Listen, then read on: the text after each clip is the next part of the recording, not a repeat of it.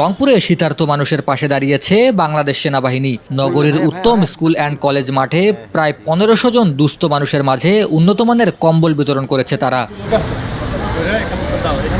এই কম্বল বিতরণ অনুষ্ঠানে প্রধান অতিথি হিসেবে উপস্থিত ছিলেন ৬৬ পদাতিক ডিভিশনের জিওসি ও area commander major general Mohammad Kamrul Hasan. এছাড়া ৭২ brigade commander brigadier general AKM Azam Chowdhury, উত্তম স্কুল অ্যান্ড কলেজের অধ্যক্ষ মোহাম্মদ আলী সহ সেনাবাহিনীর ঊর্ধ্বতন কর্মকর্তারা উপস্থিত ছিলেন। সেনাবাহিনীর দেওয়া শীতবস্ত্র পেয়ে কৃতজ্ঞতা প্রকাশ করেছে সুবিধাভোগীরা।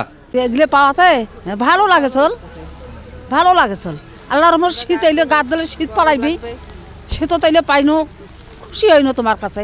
কষ্ট মানুষ, রুগী মানুষ, আমরা দোয়া করবো আল্লাহ বাঁচে থাক, যুগ যুগ পাই না পাই, আমরা তুমি বাঁচে থাকলে পাই। শীতবস্ত্রটা ভালো লাগতেছে, খুব আমাদের উপকার হলো গরিবের জন্য। ঠান্ডাতে মরে যাচ্ছে খুব, এত ঠান্ডা এবার চলাফেরা করা আমাদের জন্য খুব কঠিন হয়েছে। এটা দিল আল্লাহ পাক, আল্লাহ ওদের রহমত করুক আল্লাহ পাক।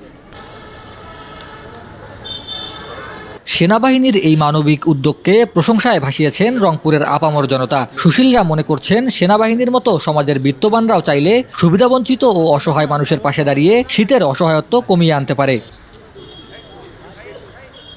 সাদমান শৈশবের ক্যামেরায় মেহেদী হাসান, দেশ নিউজ বিডি 24।